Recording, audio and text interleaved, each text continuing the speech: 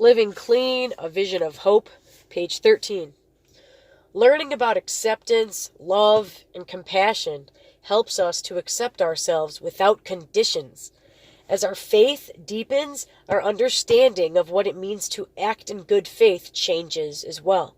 We no longer use our disease or where we are in our recovery as an alibi for bad behavior. Our recovery is constantly enriched by what we learn. We make peace with ourselves, with all we have gained and lost and learned and become. We find gratitude for the events that bring us to this moment. The process is a power greater than ourselves. The reward for staying with it is feeling at peace with who we are. Self-acceptance changes over time. We learn to live with our frailties and imperfections. We find that the defects we accept and forgive are most likely to be removed than those we fight against and try to control.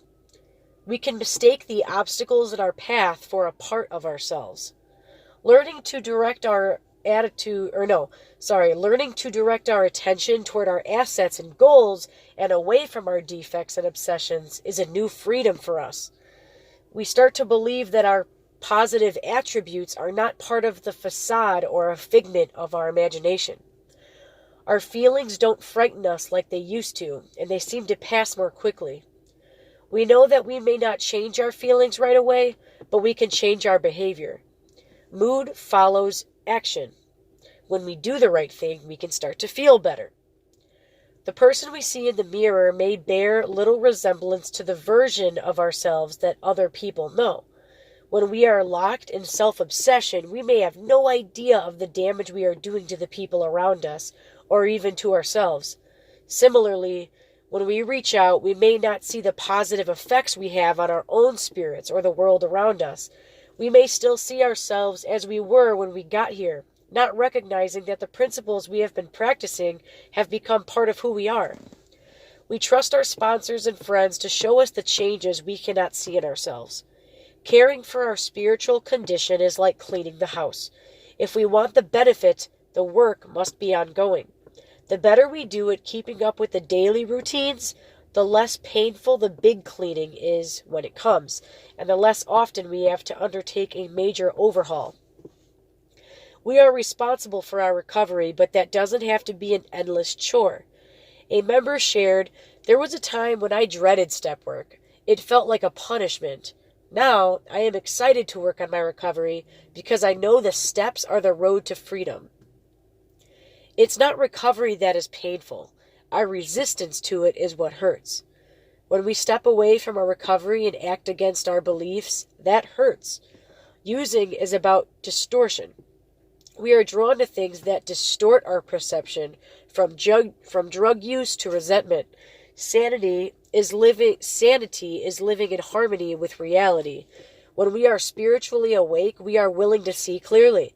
We recognize the habits of mind that lead us back to the same feelings over and over, regardless of what's happening around us. Until we stomp it with the name excitement or fear, the feeling can be identical.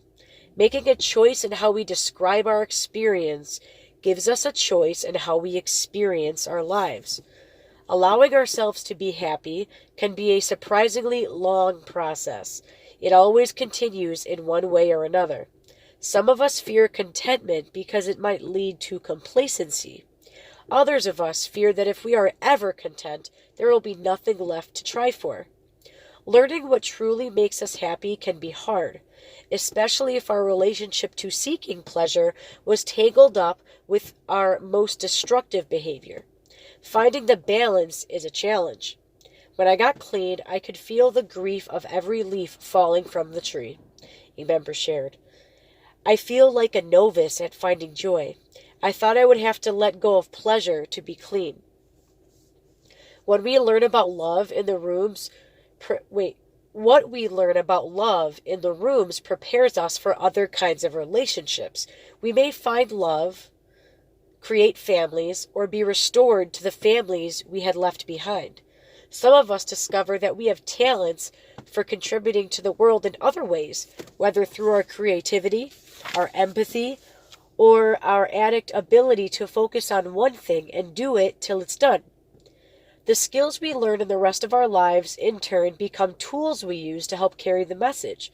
When we stay involved with NA, we can see that we have a valuable contribution to make to the world. We may not see all these changes at first, but we feel it somehow and get a glimmer of hope that our lives are changing.